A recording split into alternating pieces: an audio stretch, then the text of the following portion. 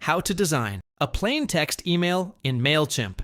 You can do this in 7 steps. 1. Log into your Mailchimp account and go to the Campaigns section. Click Create Campaign and select Email. 2. Choose plain text as the email type. This option removes all design elements, making the email look like a normal text message. 3. Write your email content using short, clear sentences. Plain text emails work best when they are simple, engaging, and straight to the point. 4. Add basic formatting like bold text using asterisks, bold, and bullet points with dashes.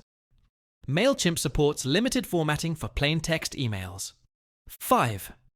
Insert links manually by pasting the full URL, as plain text emails don't support clickable buttons or images. 6. Test the email by sending it to yourself or a test list. Check for readability and ensure that links work properly. 7. Schedule or send the email when ready. Plain text emails often feel more personal, making them great for direct communication with your audience.